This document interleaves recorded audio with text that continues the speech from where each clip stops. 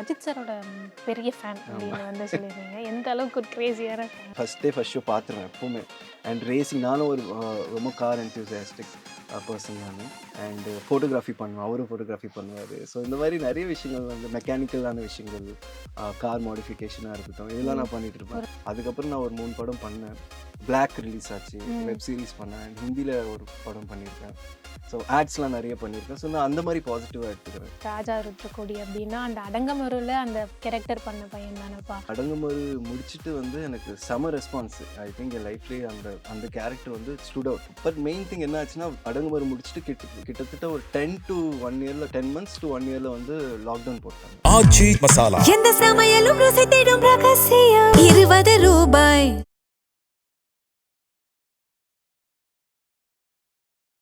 குமுதம் வியூவர்ஸ்க்கு வணக்கம். நான் திவ்யா ஸ்ரீனிவாசன். இன்னைக்கு என் கூட வந்து பார்த்தீங்கன்னா actor Raja Rudrakoti is with us. வணக்கம். வணக்கம். எப்படி இருக்கீங்க? நல்லா இருக்கேன். நீங்க எப்படி இருக்கீங்க? நானும் சூப்பர் குட்டாக இருக்கேன். இப்போ சன்னிதானம் பிஓ படம் வந்து ஒரு டிவோஷனல் வைப்ல வந்து உங்களோட ரோல் இருந்து நல்ல ரெஸ்பான்சஸ் வந்துட்டு இருக்குன்னு நினைக்கிறேன். ஃபர்ஸ்ட் எப்படி இருக்கு அந்த ஒரு ஃபீல்? ரெஸ்பான்ஸ் ரொம்ப நல்லா இருக்கு. நான் முன்னாடி சொன்ன மாதிரி ஒரு பெரிய பிளெஸ்ஸிங்காக தான் நான் அந்த இதை பார்த்தேன், ரோலை பார்த்தேன். ஸோ எனக்கு வந்து நான் பண்ணது வந்து ஒரு டிவைன் ரோல். அதை வந்து வெளியில் சொல்லக்கூடாதுன்னு சொல்லிட்டு இருந்தாங்க. ஸோ ரிலீஸ் டைமில் வந்து ரொம்ப ஒரு டிவைன்ஃபுல் வைபாக இருந்தது எனக்கு. ஸோ அந்த ஒரு பிளெஸ்ஸிங் இருக்குது. ஏன்னா அது லார்ட் ஐயப்பா ரோல் அப்படி வந்ததே எனக்கு வந்து ஒரு பெரிய பிளெஸ்ஸிங் தான். தியேட்டர் ரெஸ்பான்ஸ் எப்படி இருந்தது? நான் வந்து ஒரு 3 times பார்த்தேன் படம் வந்து ஃபேமிலியோட போயிருந்தேன். அப்போ வந்து ஆக்சுவலாக ஒரு மூவி முடிச்சுட்டு ஒருத்தர் வந்து வெளில வந்தார், வந்து சொன்னார் இந்த மாதிரி 18 படி ஏற வச்சிட்டீங்கன்னு அப்படின்னு. ஓகே. ஸோ நான் சொன்னேன், நான் இன்னும் ஏறல, இனிமேல் தான் நான் போய் ஏறணும் அப்படின்னு சொன்னேன். ஸோ ஆனா நீங்க போனதில்ல நான் சபரிமலைக்கு? போனதில்லை, இனி இதுக்கப்புறம் தான் போகணும். ஓகே. பிளானிங் இந்த படம் முடிச்ச பிறகு போகலாம் அப்படின்னு பிளான் பண்ணிட்டு இருந்தேன். ஒரு நல்ல ரெஸ்பான்ஸ் வந்திருக்கு. இந்த வருஷம் கண்டிப்பாக போவோம். யூஸ்வலாக சாமி படம்னா இப்போ ஒரு வைப் இருக்குல்ல, அதெல்லாம் தாண்டி இந்த மாதிரி ஒரு டிவோஷனல் வைப்புன்றப்ப அந்த கேரக்டருக்காக வந்து ஏதாவது ஸ்பெசிஃபிக்காக பண்ணுற மாதிரி இருந்துச்சா? நான் வந்து ஆக்சுவலாக டிவைன்ஃபுல்லாகவே ஃபீல் பண்ணேன். அதுதான் ஒன்று மெயின் திங் வந்து நான் பியர்டில் இருந்தேன். பியர்டு எடுக்க சொன்னாங்க ஃபர்ஸ்ட்டு. வந்து அந்த டிவைன் லுக் வேணும் ராஜா, எனக்கு கண்ணில் இருக்குது ஆனால் லுக்காக பியர்டாக அது நல்லா இருக்காது. ஸோ நீங்கள் வந்து அந்த ஒரு டிவைன்ஃபுல் ஃபீல்டில் வாங்க. ஸோ நான் I started praying and Ayyappa பற்றி இன்னும் தெரியும். I started learn about it. Sabarimala எங்கே இருக்குது. ஸோ என்னோடய ஃப்ரெண்ட்ஸ் நிறைய பேர் போயிருக்காங்க, கசின்ஸ் போயிருக்காங்க. ஸோ நானும் போனோம். அது எப்படி அந்த 42 days 43 days அது எப்படி நம்ம வந்து அதை ரெசோனேட் பண்ணோம், அந்த மாதிரி விஷயங்கள்லாம் நான் ஸ்டடி பண்ணேன். பட் டைரக்டர் வந்து சொன்னார், வந்து இது வந்து நம்ம சாமி அப்படின்லாம் காட்ட மாட்டோம், ஒரு ஹியூமன் ஃபிகரில் வந்து இட் யூனோ கல்டிவேட். ஸோ அந்த மாதிரி தான் அவனை காட்டுவோம் நம்ம. அதுவே எனக்கு ரொம்ப சந்தோஷமா இருந்தது. பட் ஆனால் இப்போ வரைக்கும் வந்து ராஜா ருத்ரகோடி அப்படின்னா அந்த அடங்கமருல அந்த கேரக்டர் பண்ண பையன் தானப்பா, ஆமாம் அப்படின்னு தானே ஞாபகம் வச்சுக்கிறாங்க. ஸோ இன்னுமே அந்த அடங்கமரு படத்தை பற்றி மட்டுமே பேசுகிறாங்க அப்படின்றது ஒரு பக்கம் பாசிட்டிவாக இருந்தாலும், இன்னொரு பக்கம் இன்னும் நிறைய பண்ணிட்டு தானே இருக்கேன் அப்படின்ற ஒரு ஃபீல் இருக்கும்ல. ஸோ இதை எப்படி பேலன்ஸ் பண்ணுறீங்க? இல்லை, ஃபஸ்ட்டு திங் வந்து அடங்குமுறை முடிச்சுட்டு வந்து எனக்கு செம ரெஸ்பான்ஸ். ஐ திங்க் என் லைஃப்லேயே அந்த கேரக்டர் வந்து ஸ்டுட் அவுட். பயங்கரமாக ஸ்டாண்ட் அவுட் ஆச்சு அந்த character Christy. But main thing என்ன ஆச்சுன்னா, அடங்குமுறை முடிச்சுட்டு கிட்டத்தட்ட ஒரு 10 to 1 இயர்ல 10 months to 1 இயர்ல வந்து லாக்டவுன் போட்டாங்க. ஸோ கரோனா ஸ்டார்ட் ஆச்சு. ஸோ அப்போ நமக்கு அது ரொம்ப புதுசாக இருந்தது. ஸோ அதுலேருந்து வெளியில் வரதுக்கு ஒரு 3 years ஆயிடுச்சு. ஸோ அது நிறைய வாட்டி டிவிலையும் போட்டாங்க. ஸோ ரெஸ்பான்ஸ் நல்லாயிருக்கு, இன்னமும் ரெஸ்பான்ஸ் நல்லாயிருக்கு. அது மூலிமா எனக்கு வந்து நிறைய விஷயங்கள் ரெக்கக்னைஸ் பண்ணுறாங்க. பட் நீங்கள் கேட்ட கொஷனுக்கு வந்து எப்போனா ஃபீல் ஆகும். இப்போ எப்படி ஆயிடுச்சுன்னா, நான் எப்படி பார்க்குறேன்னா எல்லாமே ஒரு டைம் தான். அதுக்கப்புறம் நான் ஒரு 3 படம் பண்ணேன். பிளாக் ரிலீஸ் ஆச்சு, வெப் சீரிஸ் பண்ணேன், ஹிந்தியில் ஒரு படம் பண்ணியிருக்கேன். ஸோ ஆட்ஸ்லாம் நிறைய பண்ணியிருக்கேன். ஸோ நான் அந்த மாதிரி பாசிட்டிவாக எடுத்துக்கிறேன். லைக் எல்லாமே டைம் தான். சில பேருக்கு ரொம்ப சீக்கிரம் அமையும், சில பேருக்கு லேட்டாக அமையும். எனக்கு லேட்டாக அமைஞ்சிருக்கு. It's okay. Jayam Ravi sir கூட ஒர்க் பண்ண அந்த எக்ஸ்பீரியன்ஸ், ஏன்னா அந்த படத்தில் வந்து அவரோட ரோல் பயங்கர இன்டென்ஸாக இருக்கும், ஒரு மாதிரி பரபரப்பாகவே இருக்கும்போது Jayam Ravi sir on set அந்த படத்தில் என்ன மாதிரி இருந்தார்? ஃபர்ஸ்ட் வந்து ஆக்சுவலாக ஜெயம் ரவி சாரோட ஒர்க் பண்ணதே வந்து நானும் அதை வந்து ரொம்ப ஒரு லக்கியாக தான் ஃபீல் பண்ணுறேன். மெயின் திங் வந்து அவர் ரொம்ப டீட்டெயில்டான ஒரு ஆக்டர். நான் ஒரு நல்ல ஞாபகம் இருக்க ஒரு சீன் வந்து ஒரு ஃபைட் சீன். ஆக்சுவலாக அந்த ஃபைட் சீன் அப்போ அவர் வந்து எனக்கு சொல்லி கொடுத்தாரு, இந்த மாதிரி நான் பஞ்ச் பண்ணோம், இந்த மாதிரி ஒரு டீட்டெயில் நீ வச்சுக்கோ, இந்த டைமிங்கில் நீ மிஸ் பண்ணும் அதை. ஸோ அந்த மாதிரி டீட்டெயில் சொல்லி கொடுத்தாரு. அப்புறம் அவர் பர்ஃபார்ம் பண்ணும்போது நான் பார்த்துருக்கேன். ஒரு சீனில் வந்து எல்லாம் சிரிச்சிட்டு இருந்தோம். அதுக்கப்புறம் அவர் டக்குன்னு சீரியஸாக அந்த சீனுக்கு என்ன 200% கொடுக்கணும் அந்த மாதிரி கொடுத்தாரு. ஸோ அங்கேருந்து நான் detailing I start learning. So இந்த மாதிரி ஆக்டர்ஸ்லாம் வந்து தே சி டீட்டெயிலிங். டக்குன்னு ஒரு சீன் மிஸ் ஆனால் இதில் என்ன டீட்டெயில்ஸ் இருக்குது, இதை நம்ம எப்படி வந்து இது பண்ணோம். அந்த மாரி விஷயங்கள் நான் கத்துக்கிட்டேன் அவர்கிட்ட. பர்சனலா ஏதாவது ஷேர் பண்ணியிருக்காரா? பர்சனலா இல்ல. கேட்டாரு என்ன படம் பண்ணியிருக்க இதுக்கு முன்னாடி அப்படின்னு. நான் மியாவ்னு ஒரு படம் பண்ணேன் சார் அப்படின்னு சொன்னேன். Okay. Very good, very good அப்படின்னு சொன்னாரு. ஸோ அந்த மாரி சின்ன விஷயங்கள் தான் ஷேர் பண்ணோம். பெருசா அவர் பேசிக்கிறது இல்ல.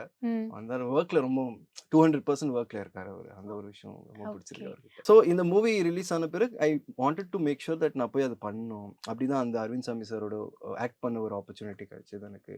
அண்ட் ரிஜெக்ஷன்ஸ் கேட்டீங்கன்னா நெறைய அதான் சொல்றேன்ல அந்த 20 ஆஃபீஸ் போம்போது சிலர்லாம் நெறைய பேர் ஆடிஷன் பண்ணிட்டு இருப்பாங்க. நான் போய் அது பண்ணுவேன். இந்த கேரக்டர் நீ சூட் ஆக மாட்ட. சில பேர் நெறைய பேர் ரொம்ப ஃபேரா இருக்க. போய் ஓகே. வெயில்ல கருத்துட்டு வான்னு சொல்லுவாங்க. வெள்ளையா இருக்கிறதும் ஆமா. பிரச்சனையா அது இருக்கு. ஒரு சில ரோல்ஸ்க்கு சூட் ஆகாது. ம். If director wants to do it, they can do it.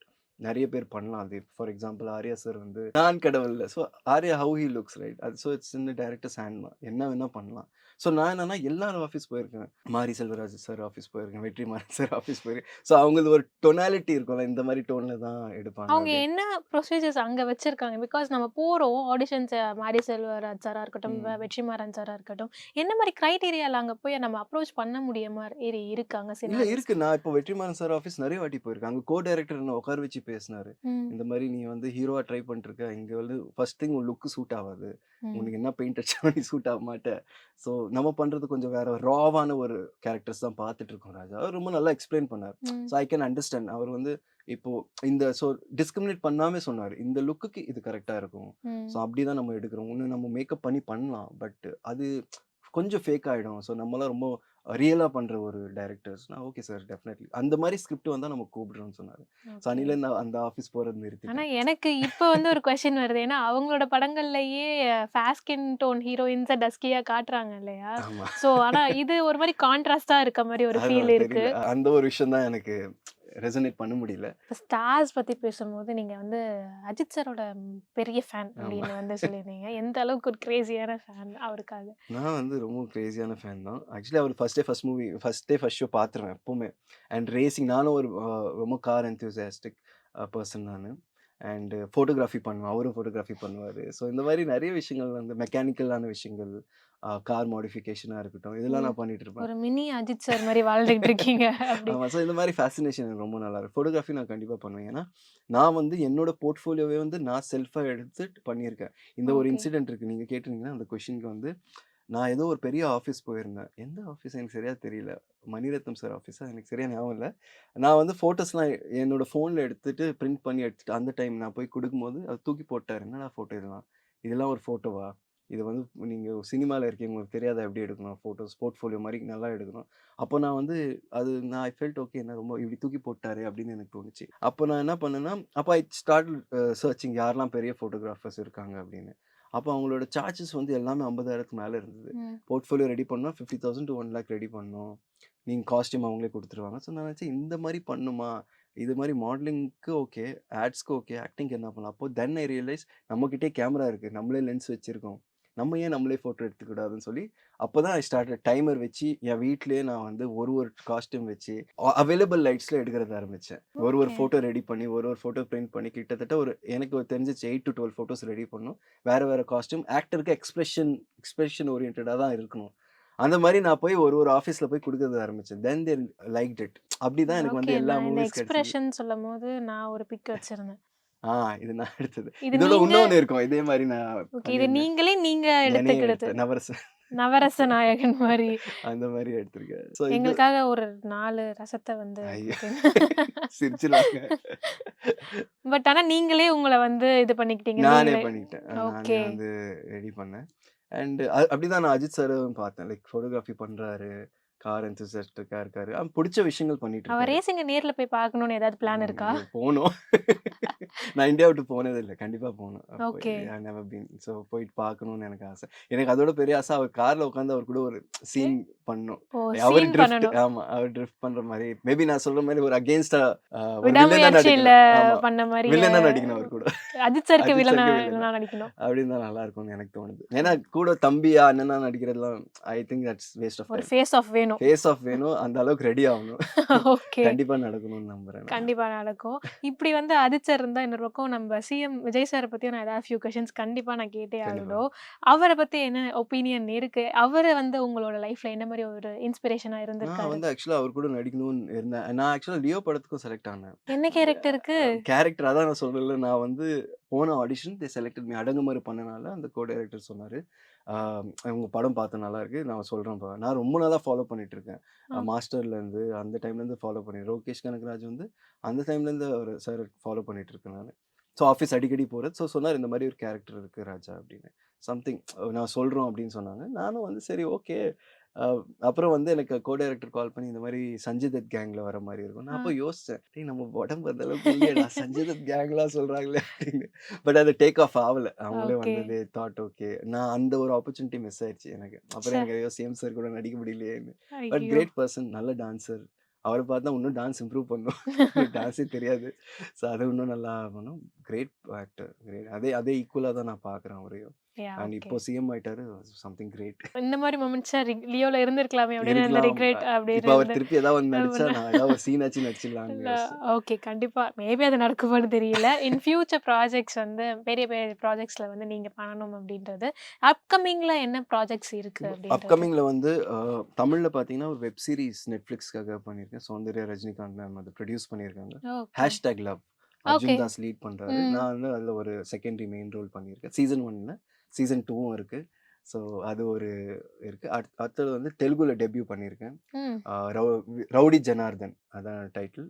Vijay Deverakonda சாரோட. ஓகே. ஸோ அவரோட ஃபுல் காம்பினேஷன் இருக்கு. Aadukalam Naren sir, Keerthy Suresh, Vijay Deverakonda. Okay. So இப்படி ஒரு காம்போலயா? காம்போ நல்ல ஒரு கேமியோ, மெயினான ஒரு கேமியோ ரோலு. ரொம்ப ஓகே. ஒரு மெயினான ஒரு சீன். அங்க நான் ஒரு ஷேர் பண்ண விரும்புறேன். அவர் விஜய் தேவரகொண்டா சார் வந்து நான் வந்து அவர் படங்கள்லாம் பார்த்துருக்கேன். சாங்ஸ்லாம் ரொம்ப நல்லாயிருக்கும். பெர்ஃபார்மன்ஸ் செம்மையா இருக்கும். நெறைய பேர் சொல்லுவாங்க, அவருக்கு ரொம்ப ஆட்டிட்யூட் இருக்கு அப்படி இப்படின்லாம் சொல்லிட்டு இருப்பாங்க. பட் எனக்கு நடந்த ஒரு இன்சிடென்ட் பார்த்தீங்கன்னா, அந்த சீன்ல வந்து டைரக்டர் ஒரு விஷயம் சொன்னாரு, இந்த மாரி பண்ணலாம் அப்படின்னு. அவர் வந்து அதில இம்ப்ரூவ்மென்ட் பண்ணாரு. ஃபர்ஸ்ட்டு வந்து பேசினாரு, "ஹவ் ஆர் யூ?" அப்படின்னு. எனக்கும் தெலுங்கு புரியும் ஃபுல்லா. தெலுங்கு பேசுவேன். ஆமா, அந்த சீன வந்து அவர் நடிச்சு காமிச்சாரு எனக்கு. ஸோ உங்களோட ஃபுல் சீன் போர்ஷன்ஸ். என்னோட போர்ஷன் வந்து you have to do like that அப்படி தெலுங்குல பேசினாரு. செம்மையா சொல்லிக் குடுத்தாரு எனக்கு இந்த மாரி. அந்த கிட்டத்தட்ட அந்த ஒரு 3 மினிட்ஸ், 4 மினிட்ஸ் சீன வந்து ஃபுல்லா நடிச்சு காமிச்சார். ஃபுல் க்ரூ முன்னாடி என் சீன. So okay. எனக்கு ரொம்ப ஏய் சந்தோஷமா இந்த இருந்துச்சு. மனுஷனையா ஆட்டிட்யூடுன்னீங்க அந்த செம்மையா மாரியா? செம்மையா நடிச்சுட்டு ஓகே. அப்புறம் நான் அத பண்ண சொன்னாரு. Super darling you are doing good" அப்படின்னு சொன்னாரு. எனக்கு ரொம்ப சூப்பரா இருந்தது. So okay. I felt okay. But அவரும் வந்து ரொம்ப டீட்டெயில்டான ஒரு பெர்ஃபார்மர். நான் அப்பதான் பார்த்தேன். ஏன்னா எனக்கு காம்பினேஷன் ஃபேஸ் ஆஃப் காம்பினேஷன் இருக்கு. அவர் கூட என் ஃபேஸ பார்த்து அவர் நடிக்கணும். ஸோ ம். அவ்ளோ க்ளோஸா இருக்கு. ஸோ அவரோட அந்த டீட்டெயிலிங் நான் பார்த்தேன். ஸோ ஹவ் ஹி கேன் இவ்ளோ பெரிய ஸ்டாரா இருக்காருன்னா, reason is the performance. So கண்டிப்பா. அது வந்து சூப்பரா பண்ணியிருந்தேன். அந்த ஒரு பெரிய எக்ஸ்பீரியன்ஸ். தென் ஹிந்தில டெபியூ பண்ணியிருக்கேன். கஹானி மே ட்விஸ்ட் அதுதான் படத்தோட ஓகே. டைட்டில். எத்தன லாங்குவேஜஸ் தெரியும்? எனக்கு இங்கிலீஷ், ஹிந்தி, தமிழ் ஃப்ளூயன்ட்டா தெரியும். கன்னடா தெரியும். நான் பெங்களூர் ப்ராட் அப்னால கன்னடா ஃபுல்லா புரியும், பேசுவேன். தெலுங்கு தெரியும். தெலுங்கு வந்து டயலாக்ஸ் பேசிருவேன். ஃபுல்லா ஓகே. புரியும். மல்டி லாங்குவேஜ் ஸ்டார் தாங்க மலையாளம் நீங்க. மலையாளம் வந்து ஃபுல்லா புரியும். பேச அவ்வளோ தெரியாது. அந்த ஹிந்தி, பஞ்சாபி தெரியும். பஞ்சாபி ஓகே. புரியும். மத்த லிஸ்ட் லாங்குவேஜ்ல போயிட்டே மராட்டி புரியும். இருக்கே அப்படின்ற மாரி இருக்கு. மராட்டியும் கிட்டத்தட்ட ஹிந்தி மாரி தான் இருக்கும். தெரிஞ்ச லாங்குவேஜஸ்லலாம் அதுக்கப்புறம் படம் பண்ணிடுங்க அப்படின்ற மாரி இருக்கு எனக்கு. ஆமா. இப்போதைக்கு இந்த லாங்குவேஜ் போதும். அதுல இம்ப்ரூவ் பண்ணிட்டு பண்ணலாம் அப்படின்னு. கண்டிப்பா. All the best. கண்டிப்பா இந்த மாரி விஷயங்கள் நெறைய நடந்துட்டே மேஜிக்கல் மொமெண்ட்ஸ்லாம் ம். நெறைய இருந்துட்டே இருக்குன்னு நெனைக்கிறேன். ஸோ இத அப்படியே கன்டின்யூ ஆகணும் அப்படின்றதுக்கு எங்களோட டீம் சார்பா நான் விஷஸ் சொல்லிக்கிறேன். Thank you so thank you much. So much. Thank you. Aachi Masala எந்த சமையலும் ருசி தேடும் ரகசியம் 20 ரூபாய்